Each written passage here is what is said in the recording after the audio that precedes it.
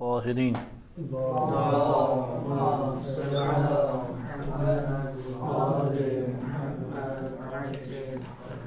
خطبہ شعبانیہ کے کلمات اور اس کے الفاظ کی وضاحت آپ کی خدمت میں ذکر کی جا رہی تھی کہ خطبہ شعبانیہ استقبال رمضان المبارک کے عنوان سے نبی صلی اللہ علیہ وسلم کا وہ خطبہ ہے جسے شیخ صدوق رحمۃ اللہ علیہ نے متعدد اسناد کے ساتھ نقل کیا ہے۔ البتہ ان تمام اسانید کا اختتام امام رضا علیہ السلام پر ہوتا ہے اور امام رضا علیہ السلام سے بقیہ جو آئمہ ہیں ان کے توسط سے نبی صلی اللہ علیہ وسلم تک اس کی سند پہنچتی ہے۔ استقبال سے ہم نے پچھلے دروس میں یہ ملاحظہ کیا تھا کہ جو شے جتنی عظمت انسان کی نگاہوں میں رکھتی ہے، انسان اس کے آنے کا ویسا ہی عظمت کے ساتھ استقبال کرتا ہے، اور یہ استقبال یہ انسان کے رجحانات، اس کی رغبتوں اور اس کے وجود کا تعارف بھی بنتا ہے۔ آخر کس چیز کی اس کی نظر میں قیمت ہے؟ آیا مال کی قیمت ہے،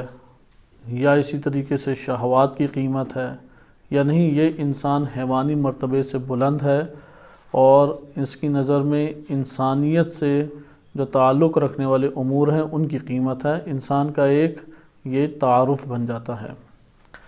ہم نے اس حوالے سے ملاحظہ کیا کہ ماہ مبارک رمضان وہ ایک ایسا مہینہ ہے کہ جس میں ہم نے اپنے خوراک اور اپنے کسب و حلال ساری توجہ اس کی طرف نہیں رکھنی، بلکہ یہ مہینہ خصوصیت کے ساتھ ضیافت اللہ کا مہینہ ہے، لہذا اس کے لیے آمادگی ابھی سے پیدا کریں۔ لیکن سوال یہ پیدا ہوتا ہے کہ ابھی تعارف تو انشاءاللہ ہم ماہ مبارک رمضان کا اس خطبے کے ذیل میں پڑھیں گے، لیکن ہم استقبال کیسے کریں؟ مثلا بعض اشخاص کا تو استقبال کرنا ہمیں آتا ہے، اسی طرح سے وہ جو ایام ہیں انسان کی زندگی میں اہمیت کے حامل ہیں، مثلا انسان کی شادی کا دن ہو گیا، کوئی بچے کی ولادت ہو گئی، یا اسی طرح اس کے کسی عزیز قریبی رشتہ دار کو کوئی مثلا کاروبار میں کوئی کامیابی یا جاب حاصل ہو گئی، یہ اس طرح کے ایام ہیں کہ اسے افراد مناتے ہیں، یا اس کا یوم پیدائش ہو گیا کہ آج کے دور میں اسے زیادہ رواج دیا گیا ہے۔ تو یہ طور طریقے تو کچھ نہ کچھ ہمیں آتے ہیں۔ سوال یہاں پہ پیدا ہوتا ہے کہ ہم جو گزشتہ درس میں یہ پڑھ چکے ہیں کہ استقبال کرنا چاہیے اور بہت عظیم چیز آ رہی ہے، اور اس قدر عظیم یہ مہینہ آ رہا ہے کہ اللہ سبحانہ وتعالی نے قرآن کریم میں اس کا تعارف کرایا ہے، اور اس کی عظمت کا تعلق بھی جس شے سے ہے وہ اللہ تعالیٰ اور اس کی کتاب قرآن کریم کا نزول اور نبی صلی اللہ علیہ وسلم کے اوپر اس کا اترنا ہے۔ لہذا ہم اس کا استقبال کیسے کریں؟ کیونکہ یہ مطالب تو اپنی جگہ ہم کچھ نہ کچھ اسے پڑھیں گے، اور ماہ مبارک رمضان میں بھی بعض موضوعات انشاءاللہ ہمارے جاری رہیں گے۔ استقبال کیسے کیا جائے؟ استقبال کا ہم جو ایک نتیجہ اخذ کریں گے وہ انہی کلمات سے ہے جو نبی صلی اللہ علیہ وسلم کے کلمات ہیں۔ مثال کے طور پہ ابھی ہم فرض کرتے ہیں کہ امام زمان علیہ السلام نے آنا ہے ہمارے گھر میں، تو ہم اس گھر کی کس طرح سے حالت تبدیل کریں گے؟ یعنی اسی طرح رہنے دیں گے گھر کو، یعنی گھر میں تبدیلیاں لائیں گے؟ مثلا اگر کیبل لگی ہوئی ہے تو لگی رہنے دیں گے کیبل، ڈش لگی ہوئی ہے تو ڈش لگی رہنے دیں گے، تصویریں نامحرم کی لگی ہیں تو نامحرم کی تصویریں ادھر گھر میں لگی رہنے دیں گے کہ امام زمان علیہ السلام آئیں؟ اگر ہم نے بالفرض کوئی موسیقی کے آلات پڑے ہوئے ہیں، وہ آلات اسی طرح قائم رہیں اور امام کا استقبال گھر میں کریں گے؟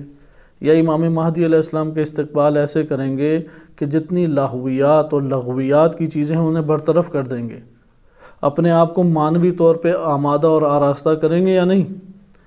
یا ان سے بھی بس گپ شپ لگائیں گے جس طرح سے کاروباری طبقے کے ساتھ یا اپنے کسی دوست کے ساتھ انسان گپ شپ لگاتا ہے؟ یعنی ایک نوع استقبال انسان اپنے نفس میں سوچتا ہے کہ میں امام کی اطاعت کروں گا، ان سے کہوں گا کہ آپ کیا حکم فرماتے ہیں، میری جان، مال، عزت، آل اولاد یا امام سب آپ کے لیے حاضر ہیں۔ اس طرح کا انسان اپنے وجود میں لاتا ہے یا نہیں ایک تصور؟ یا ہم یہ مثال لے لیتے ہیں کہ نبی صلی اللہ علیہ وسلم کی خدمت میں حاضر ہوتے ہیں کہ حضرت صلی اللہ علیہ وسلم نے ہماری فرض ایک کرتے ہیں کہ دعوت کو قبول کیا اور گھر تشریف لاتے ہیں، تو جب ہمارے وہ گھر تشریف لائیں گے تو ہم گھر کی آمادگی، ان کے استقبال کی تیاری میں گھر کے حالات اور اپنے وجود اور اپنے آثار جو ہمارے جسم پہ ظاہر ہیں ان میں تبدیلی لانے کی کوشش کریں گے یا نہیں؟ لہذا انسان سوچے گا میں کس طرح ان سے ملوں گا، ان سے کس طریقے سے میں بات چیت کروں گا، کس انداز میں میں بیٹھوں گا، تعارف میں کیسے کراؤں گا، کون کون سی چیزیں نہیں ہونی چاہیے، شیطانی ساری چیزیں اٹھا کے باہر پھینکیں گے، ایسا ہے یا نہیں؟ اسی طرح سے ماہ مبارک رمضان ہے کہ امام سجاد علیہ السلام کی اگر بہتر اس کی کوئی معرفت حاصل کرنا چاہتا ہے ماہ مبارک رمضان کی، تو اس خطبے کے علاوہ وہ الوداعی دعا پڑھے جو امام سجاد علیہ السلام نے بیان فرمائی ہے۔ صحیفہ کاملہ میں الوداع جو کہا ہے اس کو مطالعہ کرے، صرف اس کے ترجمے پہ غور و فکر کرے کہ ماہ مبارک رمضان کی کیا کیا صفتیں بیان کی امام نے، اوصاف کو ایک جگہ لکھتا رہے ترتیب سے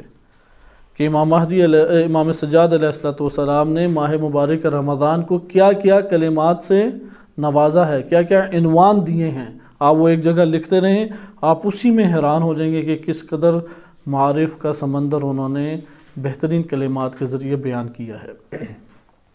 لہذا جس طرح سے آپ عظیم ہستیوں کا استقبال کرتے ہیں پاکیزگی کے ذریعے سے، طہارت کے ذریعے سے، آمادگی کے ذریعے سے، وقت نکال کے، اسی طریقے سے ماہ مبارک رمضان کا تعارف ہے، استقبال ہے۔ ماہ مبارک رمضان کا استقبال کریں اپنے آپ کو پاکیزہ کر کے، اپنے وجود کے اندر سب کے سب خیالات، وسوسے، جو دنیاوی اہداف ہیں، شہوات ہیں، ان سب کو ہٹانے کی کوشش کریں اور آمادہ کریں کہ اللہ کی بارگاہ میں حاضر ہیں،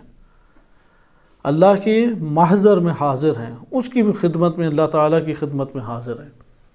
یقیناً انسان اس طریقے سے تو نہیں جائے گا کہ اس کے دل کے اندر موسیقی کے آلات بھی پڑے ہوں، شہوانی خیالات بھی اس کے نفس کے اندر قائم دائم ہیں، اس کی ساری کی ساری جو تمنائیں ہیں اور خواہشات ہیں وہ مادی دنیا کے گرد گھوم رہی ہیں، اور انہی جو پست خواہشات اور تمنائیں ہیں ان کے ہمراہ اللہ کی بارگاہ میں چلا جائے۔ وہ یہ قبول نہیں کرتا کہ امام مہدی علیہ السلام کی بارگاہ میں یا نبی صلی اللہ علیہ وسلم کی بارگاہ میں اس طرح آئے، لیکن یہاں پہ وہ یہ سوچتا ہے کہ نہیں بس جس طرح سبھی ہے، کثافت اور نجاست نفس کے اندر ہے یا نہیں، یا طہارت نفس کے اندر، بس جا کے حاضر ہو جائے۔ اس کا مطلب یہ ہے کہ تم استقبال کرو ماہ مبارک رمضان کا طہارت نفسانی کے ساتھ، قبل اس کے کہ روزے شروع ہوں خود روزے رکھنا شروع کر دو۔ انشاءاللہ ہم بعض احادیث پڑھیں گے کہ ان میں آئے گا کہ جس نے 3 آخری روزے رکھے اور اسے ملا دیا ماہ مبارک رمضان کے ساتھ،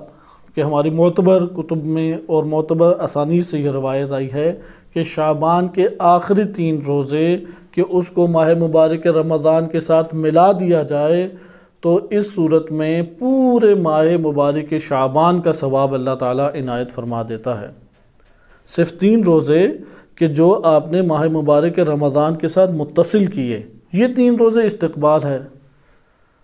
ماہ مبارک رمضان کا کیا ہے؟ استقبال ہے۔ اسی طریقے سے اپنے وجود میں طہارت کو برپا کرنا، طہارت نفسانی کا حصول، یہ استقبال ہے کہ پاکیزہ ہو کہ میں حاضر ہوں۔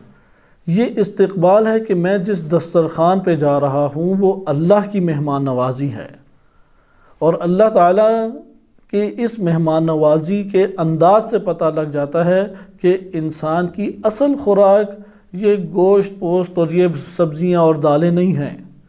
اصل خوراک انسان کی کہ جس سے مہمان نوازی واقع انسان کی ہوتی ہے، وہ اس کے روحانی اور معنوی کمالات اور اس کی غذا ہے، روحانی غذا ہے۔ لہذا ضیافت اللہ، انشاءاللہ بھی اسے آگے ہم دیکھیں گے دیگر احادیث کی روشنی میں، ضیافت اللہ یعنی دسترخوان کا بچھ جانا۔ اب ہم ایک بندے کو اپنے گھر میں مہمان نوازی کے لیے بلائیں تو اسے بہترین چیزیں دینا چاہیں گے یا نہیں؟ اور ان بہترین کھانوں سے استفادہ کرنے کے لیے جو چیزیں مانع ہیں وہ برطرف کریں گے یا نہیں کریں گے؟ مثلا کیا کیا چیزیں مانع بن سکتی ہیں؟ لائٹ کا نہ ہونا، گرمی شدید ہونا، پانی کا میسر نہ ہونا، سکون کا عالم نہ ہونا، یہ ساری کی ساری چیزیں ہو سکتی ہیں یا نہیں؟ آپ وہاں پہ سب چیزیں مہیا کریں گے، اچھی اس کے لیے بیٹھک بنائیں گے، دسترخوان بچھائیں گے، پلیٹیں اس کے لیے آمادہ رکھیں گے، انواع و اقسام کے کھانے چن چن کے اس کے سامنے سجا کے رکھیں گے، بچوں کو ممکن ہے باہر نکال دیں، تنگ نہ کریں، آپ ایک ماحول بنائیں گے۔ اللہ سبحانہ و تعالیٰ نے بھی اپنی مہمان نوازی کے لیے انسان کو بلایا ہے، لہٰذا اس دسترخوان الہی سے استفادہ کرنے کے لیے جو معنی بنتا ہے وہ وقتی طور پہ اللہ نے ممنوع قرار دے دیا، اور اسے ہم بقیہ ایام کا بھی اندازہ لگا سکتے ہیں۔ یعنی انسان کا لذت مادی و شہوت اشتہاء مادی کے اندر رہنا یہ معنی بن جاتا ہے کہ ضیافت اللہ سے استفادہ کر سکے انسان۔ اس لیے انسان جتنا قلیل اپنے اندر شہوات کو کرے گا اتنا ضیافت اللہ سے زیادہ استفادہ کر سکتا ہے۔ یعنی ضیافت اللہ یہ کیسی ضیافت ہے کہ پانی پی سکتا تھا منع کر دیا، کھانے کھا سکتا تھا منع کر دیا، زوجہ کے قریب جا سکتا تھا منع فرما دیا۔ اچھا، اسی طریقے سے بقیہ چیزیں جو حلال چیزیں ہیں وہ بھی ممنوع، اور آپ ان حلال 9 حلال چیزیں ہیں کہ جو ممنوع ہیں، آپ ان 9 کے اوپر دقت کریں، سب میں تقریباً سب میں ایک چیز مشترک ہے، اور وہ یہ کہ ان سب کا تعلق انسانی شہوت سے ہے۔ ان سب کا تعلق کس سے ہے؟ انسانی شہوات سے تعلق ہے۔ اس شہوت کا دروازہ بند کریں گے، سوئچ آف کریں گے تو یہاں پہ ضیافت اللہ کا دروازہ کھل جاتا ہے۔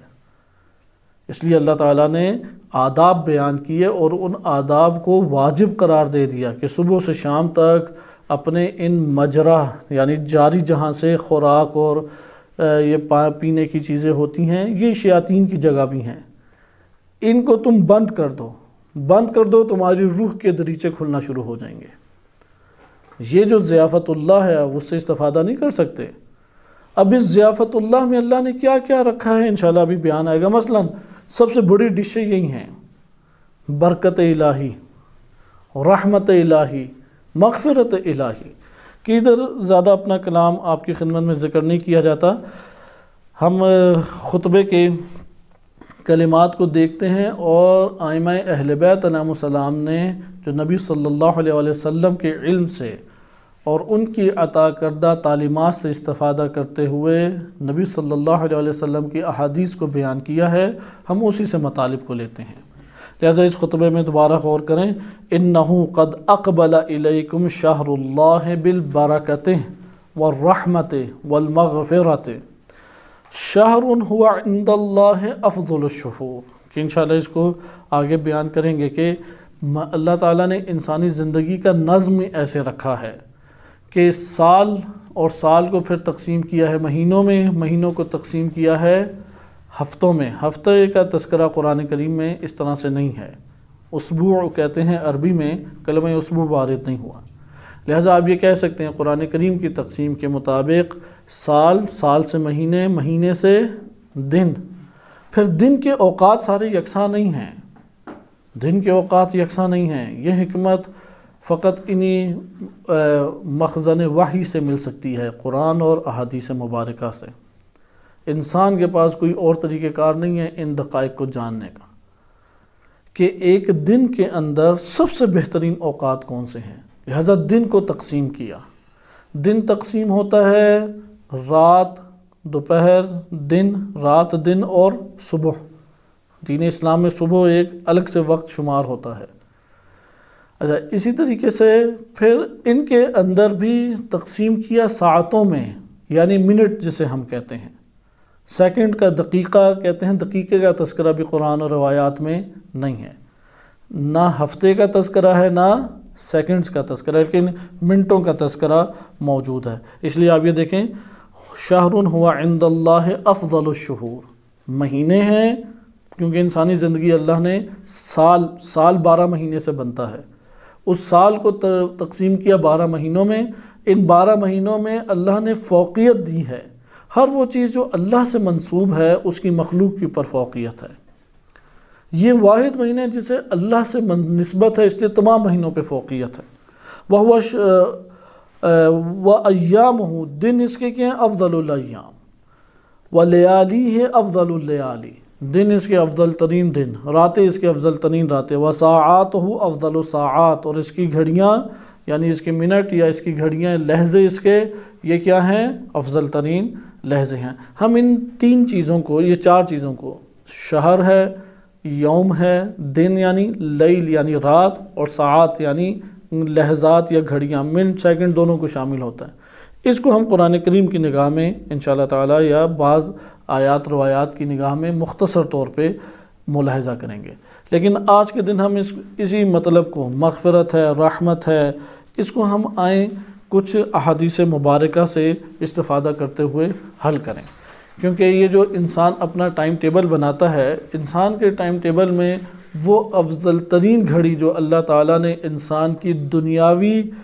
طور پہ بھی کامیابی اور سعادت اور آخرت میں بھی کامیابی اور سعادت کے لیے رکھی ہے، اس کی صحیح معرفت اور تشخیص نہ ہونا وہ انسان کو غفلتوں میں ڈال کے سلائے رکھتی ہے۔ لہذا انسان کسی اور اوقات کو اپنے لیے افضل ترین اوقات دینا شروع ہو جاتا ہے۔ ضروری ہے کہ انسان ان چیزوں کو افضل ترین اوقات قرار دے جسے اللہ سبحانہ وتعالیٰ نے افضل ترین انسان کے لیے قرار دیا۔ مثلا اس بحث میں وارد ہونے سے پہلے اجمالی طور پہ بیان کر دوں کہ روایات کے مطابق اور بعض قرآن کریم کی آیات سے بھی یہ استفادہ ہوتا ہے کہ افضل ترین وقت انسان کی دنیاوی اور اخروی سعادت کے لیے، جس میں اس کو اپنے آپ کو مختص کر دینا چاہیے اللہ سبحانہ وتعالیٰ کے ساتھ، وہ سحری کا وقت ہے۔ سحری کے وقت یعنی جسے کہتے ہیں نماز شب کا وقت، صلاۃ اللیل، نماز تہجد کا وقت، جو اس وقت کو غفلت سے گزار دیتا ہے کسی کامیابی کے سرے تک یا کامیابی کے زینے تک نہیں پہنچتا۔ اس لیے ایک روایت امام رضا علیہ السلام سے منسوب ہے کہ جس میں فرماتے ہیں کہ کوئی شخص یہ خیال کرتا ہے کہ نماز تہجد یا نماز شب پڑھے بغیر کسی منزل تک پہنچ جائے گا تو یہ خام خیالی ہے۔ انسانیت وہ ایک طویل سفر ہے جو نماز شب کے بغیر تکمیل نہیں ہو سکتا،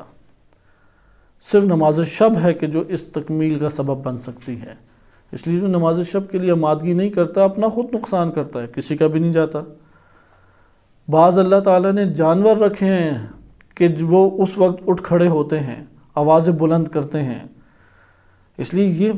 وقت اللہ تعالیٰ نے مختص سحری کا، حتیٰ کہ جو اس کے بعد فجر کا وقت، یہ دوسرا وقت ہے جو سب سے افضل اللہ تعالیٰ نے رکھا ہے۔ فجر کا وقت شروع ہوتا ہے اور فجر کے قضا ہونے تک، اس سے افضل ترین وقت اس کے بعد نہیں ہے۔ علماء جو اہل سیر و سلوک ہیں، بزرگ مقامات پہ، بلند مقامات پہ پہنچے ہوئے علماء، ان سے سوال کیا گیا کہ اگر ایک شخص طاقت اور توان نہیں رکھتا کہ سحری کا وقت بھی پا سکے اور صبح کا، کیونکہ صبح کے وقت قضا، نماز کے قضا ہونے یعنی سورج نکلنے سے پہلے پہلے سونا شدید مکروہ ہے، یعنی حرام کے قریب ہے، حرام کے قریب ہے۔ اس سے آپ اندازہ لگائیں کتنا اس میں نقصان ہے۔ یہ جو فجر کا وقت قلیل سا ہوتا ہے، اس میں سونا یہ حرام کے قریب ہے، اتنی اس کی مذمت آئی ہے۔ روایات میں آیا ہے کہ رزق اللہ تعالیٰ چھین لیتا ہے۔ بعض نے ان روایات کو حمل کیا ہے معنوی رزق میں، مادی رزق بھی چھنتا ہے، برکتیں اٹھ جاتی ہیں، بس حرام اللہ نے نہیں قرار دیا وسعت دیتے ہوئے انسان کو، لیکن شدید ناپسند کیا ہے کہ فجر کے ٹائم سو رہا ہے۔ نماز کے قضا سورج نکلنے سے پہلے پہلے سونے کو شدت سے ممنوع قرار دیا، کراہت شدیدہ ہے۔ لیکن ادھر کس وقت کی اہمیت ہے؟ ممکن ہے کہ ایک انسان ہر دو وقتوں کو نہ پا سکے، توان نہیں ہے، سحری کا وقت بھی پائے اور فجر کے وقت میں بھی وہ جاگا رہے۔ اگر ٹکراؤ شدید ہو جائے پہلے تو جم کرنا چاہیے، اور ایک طالب علم کے لیے تو آپ سمجھ لیں اپنے اوپر وہ خود ہی واجب ایک قسم کا قرار دے دیں کہ دونوں وقت میں جاگنا ضروری ہے۔ بے شک 10 منٹ ہی کیوں نہ پا لے، سحری کا 5 منٹ ہی کیوں نہ پا لے، کم سے کم 1 سے 1.5 گھنٹہ تو پانا چاہیے کم سے کم۔ لیکن وہ اگر بالفرض اگر 10 سے 15 منٹ بھی پا لے تو یہ بھی اس کی سعادت کے لیے انشاءاللہ اللہ تعالیٰ کی عنایات کا سبب بن سکتی ہیں۔ لیکن اگر اس کا جم کرنا ممکن ہو تو پوچھا گیا ان علماء سے کہ کس کی قیمت ہے؟ انہوں نے کہا کہ سحری کے وقت کی قیمت ہے۔ نماز فجر پڑھ کے بے شک سو جو، سحری کا وقت کبھی ترک نہ کرو۔ جو سحری کا وقت ترک کر دیتا ہے وہ اپنی زندگی کو خود ہی ضائع کرتا ہے۔ انشاءاللہ یہ ہم پڑھیں گے اپنے مقام پہ، روایات کے ذریعے سے پڑھیں گے کہ افضل ترین گھڑیاں ویسے تو اللہ تعالیٰ نے یہ بیان نہیں فرمایا، 12 مہینوں کا تذکرہ کیا، 4 مہینوں کا خصوصیت سے تذکرہ کیا، پھر ماہ مبارک رمضان کا تعارف کرایا اور صفت بیان کرتے ہوئے تعارف کرایا، شہر رمضان الذی انزل فیہ القرآن ھدی للناس وبینات من الناس وبینات من الہدی والفرقان، یعنی قرآن کا بھی تعارف کرایا کہ قرآن کس لیے اللہ تعالیٰ نے اتارا ہے۔ اب آپ نے اس جگہ پہ ملاحظہ کیا کہ ان چیزوں کا انسانی زندگی میں ایک بہت بڑا دخل ہے، اس لیے نبی صلی اللہ علیہ وسلم نے انسانی زندگی اور اس کے اوپر انہی وجودات جو اللہ تعالیٰ نے انسان کے اوپر کے لیے بنائی ہیں ان کے اثرات کو سب سے پہلے ذکر کر دیا خطبے کے اندر، کیونکہ ماہ مبارک رمضان کا آنا یہ انسان کی قدرتوں سے باہر آئے نہ آئے، وہ تو آ جائے گا، وہ اپنی تمام کی تمام رحمتیں اور برکتیں لے کے آئے گا، لیکن یہ انسان کی قدرت میں ہے استقبال کرے، اہتمام کرے، اس کو پانے کی کوشش کرے اور اپنی وسعت کے حد تک ہی پا سکتا ہے جتنے اس کے اندر ظرفیت موجود ہے۔ چند احادیث سے آئیں انشاءاللہ ہم استفادہ کرتے ہیں، کیونکہ اس میں بیان کیا گیا ہے کہ یہ مہینہ کن کن کی چیزوں کو لے کے آ رہا ہے، بالبرکت والرحمت والمغفرت۔ اچھا، مغفرت، عفو اور توبہ میں فرق ہے۔ اسی طریقے سے الکافی سے آپ کی خدمت میں پڑھا جا رہا ہے، اس میں مثلا الکافی میں باب نمبر 191 ہے باب التوبہ، اور 192 چیپٹر ہے کتاب الایمان والکفر میں باب الاستغفار، باب المغفرت، یا مغفرت کو طلب کرنا کیا کہتے ہیں؟ استغفار۔ باب التوبہ کو ہم انشاءاللہ تعالیٰ، کیونکہ ادھر لفظ آ رہا ہے مغفرت، تو مغفرت کو طلب کرنا چاہیے یا نہیں؟ ہم مغفرت کے حوالے سے چند احادیث کو پڑھ لیتے ہیں، اس کے بعد انشاءاللہ تعالیٰ جب آگے ہم چلیں گے اور اعمال کا تذکرہ آئے گا تو دعا کا تذکرہ ہے، توبہ کا تذکرہ ہے، عبادت کا تذکرہ ہے اسی خطبہ شعبانیہ میں، تو ہم انہی احادیث مبارکہ سے استفادے کی کوشش کریں گے۔ یقیناً تمام احادیث نہیں جم کر کے مطالعہ کی جا سکتی، لیکن سب سے قدیمی ماخذ اور ائمہ اہل بیت علیہم السلام کے زمانے کے ساتھ متصل کتاب ہمارے پاس جو معتبر ذرائع سے پہنچی وہ فقط الکافی ہے۔ الکافی سے نزدیک ترین کتاب کوئی نہیں ہے، کہ جو حتیٰ نہج بلاغہ بھی نزدیک ترین کتاب نہیں ہے۔ نزدیک ترین کتاب قرآن کریم کے بعد اگر کوئی اور کتاب اہل بیت علیہم السلام کے زمانے اور نبی صلی اللہ علیہ وسلم کے زمانے کے نزدیک ترین کتاب ہے وہ کتاب الکافی ہے۔ اس کی پہلی 8 جلدیں ہیں، 2 اصول پہ ہیں، اور 2 اصول کی جلدوں میں دوسری جلد پوری کتاب الایمان والکفر ہے، اور یہ کتاب الایمان والکفر وہ کتاب ہے، اس میں بہت سارے چیپٹر ہیں، کوئی 200 سے اوپر چیپٹر ہیں، عناوین بھی بڑے خوبصورت ہیں، اور ان عناوین کے تحت احادیث بھی بڑی خوبصورت ہیں، یہاں تک کہ یہ اس قدر خوبصورت کتاب ہے کتاب الایمان والکفر کہ اہل سنت کے علماء اس سے بہت متاثر ہوتے ہیں، اسے پڑھتے ہیں۔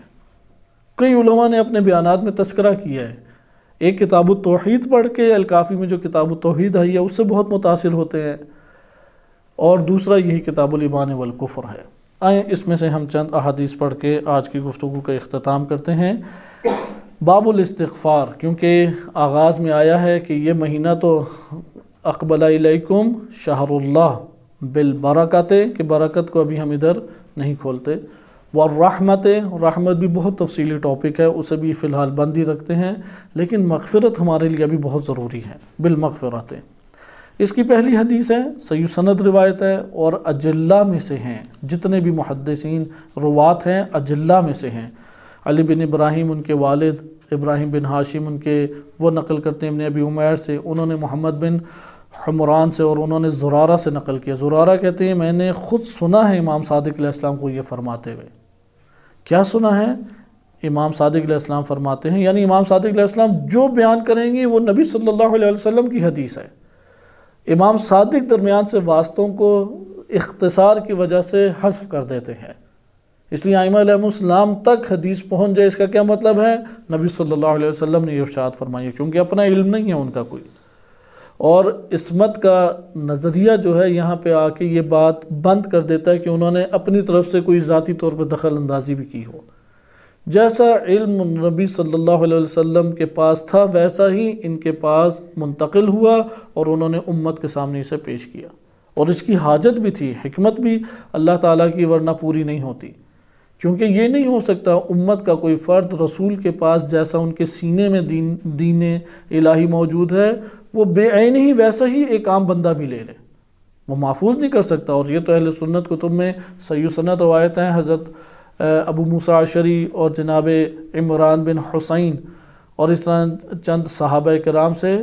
کہ امام علی علیہ السلام نے نماز پڑھائی، حتیٰ کہ یہ روایت صحیح ستہ میں اور بہت مستند روایت ہے، سب نے اسے، مسند احمد بن حنبل ہے اور دیگر نے بھی اسے صحیح سند قرار دیا ہے کہ امام علی علیہ السلام نے نماز پڑھائی، جب نماز ختم کی تو پیچھے صحابہ تھے، ایک دوسرے کو کہنے لگے کہ علی نے تو رسول اللہ کی نماز یاد دلا دی۔ انہوں نے کیونکہ تکبیریں پڑھی نماز رکوع اور سجود سے پہلے، کہا کہ علی نے رسول اللہ کی نماز یاد دلا دی۔ یعنی امام علی علیہ السلام کے دور میں کہ 35 سالوں میں معاشرے کے اندر سے رسول کی بیان کردہ نماز ہی تبدیل ہو گئی، وہ دیکھنے میں نہیں آتی تھی۔ امام علی علیہ السلام نے نماز پڑھی تو انہیں رسول اللہ یاد آ گئے، کیونکہ ابھی زمانہ میں بہت فاصلہ نہیں آیا، مثلا ہمیں نہیں پتہ لگ سکتا کہ کون سی نماز رسول اللہ کی تھی کون سی نہیں، انہوں نے تو ابھی زمانہ دیکھا تھا، صحابہ کرام کا زمانہ ہے۔ اس سے اندازہ ہوتا ہے کہ نہیں، ایک ہستی ہر دور میں ہونی چاہیے کہ اول سے آخر تک دین اللہ نے اس کے سینے میں محفوظ کیا ہو، اور یہی امامت ہے۔ لہذا امامت کو اس جہت سے لینا چاہیے، ان کے پاس اللہ نے سینے میں امانت نبی صلی اللہ علیہ وسلم کے ذریعے سے قرار دی ہے، ادھر سے وہ دین اٹھا لو۔ آئیں اب ہم دیکھیں، امام صادق علیہ السلام فرماتے ہیں ان العبد اذا اذنب ذنبا، ایک عبد جب گناہ کرتا ہے، اجل من غدوۃ الی اللیل، کہ غدوہ کہتے ہیں بین الصلاۃ الصبح و طلوع الشمس، یعنی وہ وقت کہ جو صبح کی نماز، صبح صادق جیسے فجر کا وقت شروع ہوتا ہے اس سے لے کے سورج نکلنے تک، یعنی نماز فجر قضا ہونے کے درمیان کو کیا کہتے ہیں؟ غدوہ۔ کہ ان العبد اذا اذنب ذنبا، جب بھی کوئی بندہ گناہ کرتا ہے، اجلہ پڑھیں گے، اجلہ اسے مدت دے دی جاتی ہے، مدت حیات ادھر مراد ہے، زندگی دے دی جاتی ہے، من غدوۃ الی اللیل، کہ وہ نماز فجر کو پالے اور پورا اس کے پاس صبح کا وقت ہے، دن کا وقت ہے، الی اللیل، یہاں تک کہ نماز شب کا دوبارہ وقت آ جائے، رات ہو جائے، رات چھا جائے۔ فَإِنْ اسْتَغْفَرَ اللَّهَ، اگر وہ نادم ہو گیا اپنے وجود میں، پشیمان ہو گیا، اپنے وجود میں کہا، زبان سے کچھ نہیں کہا، وجود میں اللہ سے باتیں کی، اے پروردگار میں نادم ہوں، میں پشیمان ہوں، میں حقیر ہوں، میں نے اپنے نفس کے اوپر خود ظلم کیا ہے، پچھتائے اپنے وجود میں، رب سے شرمندہ ہو، رب کے سامنے احساس شرمندگی اندر کرے، اور یہ احساس شرمندگی کرتے ہوئے کہے استغفر اللہ، اے اللہ میں تجھ سے مغفرت طلب کرتا ہوں۔ لم یکتب علیہ، فرشتوں کو بھی اللہ اجازت نہیں دیتا تب تک کہ تم کچھ لکھو، فرشتوں فوراً نہیں لکھنے بیٹھ جاتے، فوراً نہیں، اجلہ، اسے مدت حیات اللہ دے دیتا ہے، کہتا ہے جیو تم، مزید تھوڑا سا جی لو، الی من الغدوۃ، نماز صبح سے لے کے، نماز صبح سے لے کے طلوع شمس، سورج نکلنے سے پہلے کا ایک وقت ہے، اس وقت سے لے کے الی اللیل، رات تک تو زندگی تجھے عطا کر دی گئی۔ ان استغفر اللہ، اگر اس نے استغفر اللہ کہہ دیا پشیمانی کے ساتھ، مغفرت کو طلب کیا، صرف عفو کو نہیں، عفو و مغفرت دونوں طلب کرنے چاہیے، عفو بھی، اے اللہ معاف کر دے، و مغفرت، اے اللہ نام اعمال سے مٹا دے، یہ سیاہ کاریاں کسی کے سامنے آ جائی تو رسوا ہو جاؤں گا میں۔ رسوائی کا انسان کو بہت ڈر ہوتا ہے، بہت زیادہ ڈر، اگر رسوائی کا ڈر نہ ہو تو پتہ نہیں کتنے لوگ برملا آ کے گناہ شروع کر دیں۔ رسوائی انسان کو، یہ جو خوف رسوائی ہے، یہ بڑے بڑے گناہوں سے انسان کے لیے مانع بن جاتی ہے۔ اسی طرح قیامت والے دن عذاب در عذاب میں ایک کیا ہے؟ رسوائی کا ڈر، چہرہ اس کا سیاہ ہو جائے گا، رسوا ہو جائے گا۔ جیسے ابھی ہم ایک دوسرے کو پہچانتے ہیں، پہچان کاملاً وجود میں رہے گی۔ آپ اس کا اندازہ اس سے لگا سکتے ہیں کہ خواب دیکھتے ہیں تو خواب میں جانی پہچانی شکلیں نظر آئیں تو پہچان باقی ہوتی ہے یا چلی جاتی ہے؟